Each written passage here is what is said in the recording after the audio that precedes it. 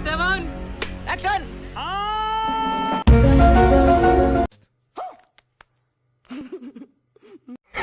अबे किधर है बे? Cut it. कहाँ है आप? 2 hours later. Ready sound take 7 action. Hello friends, मैं हूं छोटा बब्बन और स्वागत है आप सभी का साइंटिफिक फैक्ट के इस एपिसोड में। Fact number 1। दोस्तों, क्या आपको पता है कि एक औसत इंसान के शरीर में मौजूद डीएनए को सूर्य से प्लूटो तक 17 बार लपेटा जा सकता है? मैं क्या करेगा बाबा जान।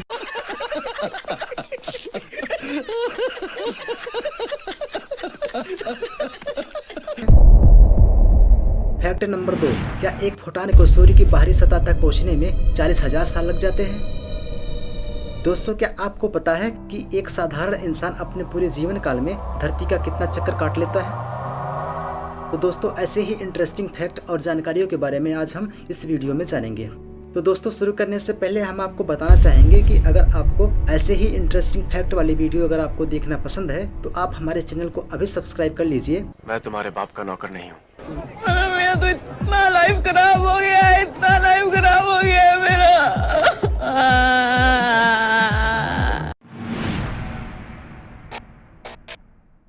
क्योंकि आज से हमारे चैनल पर अब ऐसे ही इंटरेस्टिंग फैक्ट वाली वीडियोस आएंगी। मस्त जोक मारा रे, ये हंस रे हलकट हंस।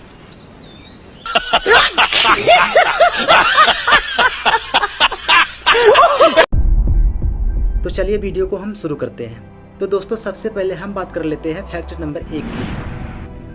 तो दोस्तों, हमने आपको बताया कि एक औसत इंसान के शरीर में सभी डीएनए को अगर एक एक करके जोड़ दिया जाए तो इतनी लंबी रस्सी तैयार होगी कि इसे हम सूर्य से प्लूटो तक 17 बार लपेट सकते हैं। Oh my God! Wow! आइए जानते हैं कैसे। जैसा कि दोस्तों हमने आपको सेल वाले वीडियो में आपको बताया कि हर एक इंसान का शरीर या किसी भी जीव का शरीर छोटी छोटी कोशिकाओं से मिलकर बना होता है और एक कोशिका के अंदर एक नाभिक होता है और इस नाभिक के अंदर 46 गुणसूत्र होते हैं और यह गुणसूत्र डीएनए से मिलकर बना होता है। तो अगर हम डीएनए के स्ट्रक्चर को देखें तो यह 4 कंपाउंड से मिलकर बना होता है। इसमें से पहला कंपाउंड है एडेनिन, दूसरा कंपाउंड है गुआनिन, तीसरा कंपाउंड है सीटोसिन और चौथा कंपाउंड है थायमिन। एक डीएनए के अंदर ये 4 कंपाउंड्स पाए जाते हैं या एक डीएनए इन्हीं 4 कंपाउंड से मिलकर बना होता है। इसमें से 2 कंपाउंड आमने सामने जुड़ करके एक सीढ़ी जैसी संरचना बनाते हैं और बीच में जो रॉड होता है इसे हम डीएनए का बेस कहते हैं। एक कोशिका के अंदर 46 गुणसूत्र होते हैं और इन गुणसूत्रों में 3 बिलियन जोड़े यानी कि 6 बिलियन आधार होते हैं और एक आधार से दूसरे आधार के बीच की जो दूरी होती है 0.34 नैनोमीटर होती है। तो इसका मतलब हुआ कि एक कोशिका के अंदर सभी डीएनए की टोटल लंबाई होगी 6 billion bases multiply by distance between 2 bases. अगर हम इसको टोटल कैलकुलेट करें तो यह 2.04 मीटर आती है, यानी कि एक कोशिका के अंदर डीएनए की टोटल लंबाई लगभग 2 मीटर होती है। अगर हम बात करें एक इंसान की तो एक इंसान के शरीर में लगभग 30 ट्रिलियन जीवित कोशिकाएं होती हैं और 38 ट्रिलियन जीवाणु कोशिकाएं होती हैं। दोनों मिलाकर के एक इंसान के शरीर में लगभग 68 ट्रिलियन कोशिकाएं होती हैं। अगर हम एक इंसान के शरीर में 68 ट्रिलियन कोशिकाएं होती हैं तो अगर हम इसे 50 ट्रिलियन ही मान लें तो पूरे शरीर में डीएनए की टोटल लंबाई होगी 50 ट्रिलियन मल्टीप्लाई बाई 2 मीटर, यानी कि इसको टोटल कैलकुलेट करें तो यह 10,000 करोड़ किलोमीटर के आसपास में आती है। इसका मतलब कि एक इंसान के शरीर में डीएनए की टोटल लंबाई 10,000 करोड़ किलोमीटर होती है। 5906380000। हेलो हेलो, देवी प्रसाद घर पर हैं? अभी 10 मिनट पहले ही चल बसे। आपको कुछ बोलना था? 5906380000। कूतरे साला देख के नंबर डाल कर बेवकूफ साले। 5906380000। चुप, बिल्कुल चुप। 5906380000। रख रख तेरी माँ की रख।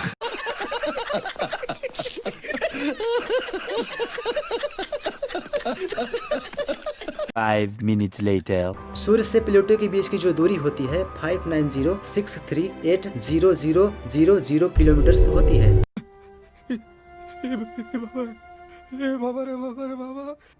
देवा देवा देवा, मैं तो तेरे को हरामी समझता था, तो राम। रुको जरा, सब्र करो। सूर्य से प्लूटो के बीच की जो दूरी होती है 5906380000 किलोमीटर होती है। अगर हम अपने शरीर में मौजूद 10,000 करोड़ किलोमीटर डीएनए को सूर्य से प्लूटो को एक साथ लपेटे तो ये मुंह से सुपारी निकाल के बात कर रहे बाबा। अगर हम अपने शरीर में मौजूद डीएनए को सूर्य से प्लूटो तक एक साथ लपेटे, इसके मुंह में पैदाशी सुपारी। अगर हम अपने शरीर में मौजूद डीएनए को सूर्य से प्लूटो तक एक साथ लपेटे, इसके मुंह में पैदाशी सुपारी है, ये तोतला है। अगर हम अपने वो क्या करता है रे तेरी तो। अगर हम अपने शरीर में मौजूद डीएनए को सूर्य से प्लूटो तक एक साथ लपेटे, अगर हम अपने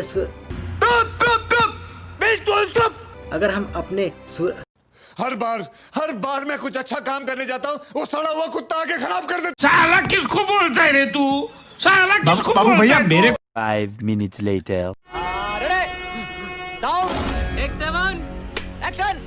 अगर हम अपने शरीर में मौजूद डीएनए को सूर्य और प्लूटो को एक साथ लपेटे तो यह 16.9 टाइम्स आता है। इसका मतलब हमारे शरीर में मौजूद डीएनए की लंबाई इतनी होती है कि सूर्य से प्लूटो तक हम इसे 17 बार लपेट सकते हैं। तो दोस्तों, हमारे शरीर के बारे में यह यूनिक जानकारी जानकर आपको कैसी लगी कमेंट बॉक्स में जरूर लिखें। तो चलिए बढ़ते हैं अगले फैक्ट की तरफ।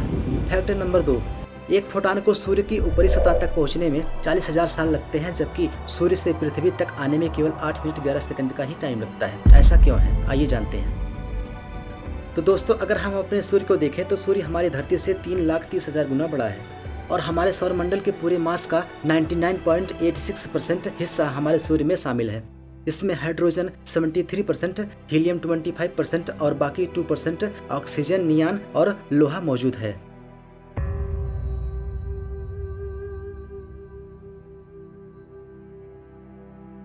अगर हम सूर्य के स्ट्रक्चर को देखें तो हम इसे 3 पार्ट में डिवाइड कर सकते हैं। पहला पार्ट है इसका कोर, दूसरा पार्ट है इसका रेडियो एक्टिव बेल्ट और तीसरा पार्ट इसका आता है कन्वेक्टिव जोन।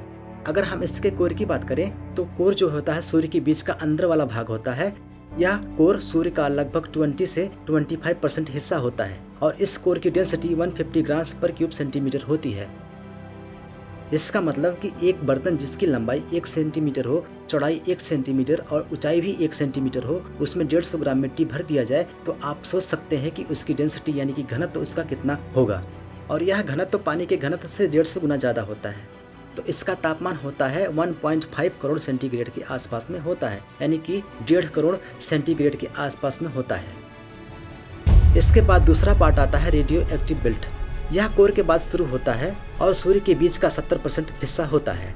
यह क्षेत्र रेडिएशन वाला क्षेत्र होता है। इसमें फोटान कोर से निकल करके रेडियो एक्टिव बेल्ट में जमा होते हैं और इसका तापमान 5505 सेंटीग्रेड के आसपास में होता है।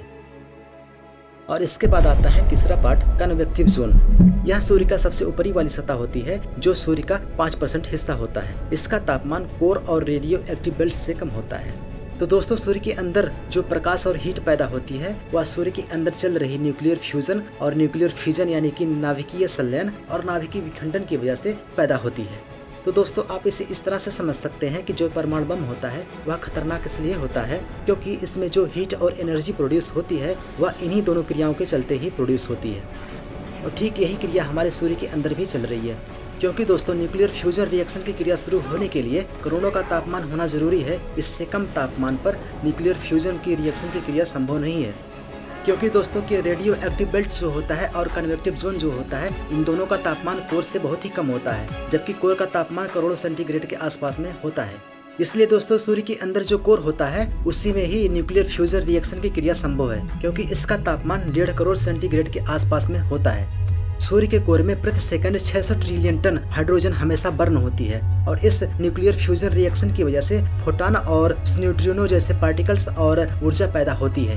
तो दोस्तों, जो इसमें न्यूट्रिनो होता है उसे सूर्य की ऊपरी सतह तक आने में 2.3 सेकंड का टाइम लगता है, लेकिन दोस्तों जो फोटान होता है उसको ऊपरी सतह तक आने में कई बाधाओं का सामना करना पड़ता है। इसको इस तरह से समझ सकते हैं कि जैसे जब सूर्य के कोर में एक फोटान ऊर्जा लेकर के चलता है तो यह परतों से होकर के गुजरता है और जैसे ही फोटान अगली परत पर पहुंचता है वह उस परत द्वारा अवशोषित कर लिया जाता है। इसके बाद इस फोटान को अलग दिशा में अलग परत की तरफ भेजा जाता है। फिर जब वह दूसरी परत में पहुंचता है तो उस परत द्वारा भी यह अवशोषित कर लिया जाता है। इसके बाद फिर फोटान किसी दूसरी दिशा में अलग परत की तरफ अगली परत की तरफ भेजा जाता है। इस प्रकार स्टेप बाय स्टेप फोटान एक परत से दूसरी परत में, दूसरी परत से तीसरी परत में होता हुआ कई परतों से होकर गुजरता है और इन परतों का जो घनत्व होता है वह पानी के घनत्व से 150 गुना ज्यादा होता है। इस तरह अवशोषण और उत्सर्जन के इस क्रम के कारण फोटान को सूर्य की ऊपरी सतह तक पहुंचने में लंबी दूरी तय करनी पड़ती है। इस वजह से एक फोटान को सूर्य की ऊपरी सतह तक आने में 10,000 सालों से लेकर के 1,70,000 सालों का टाइम लग जाता है।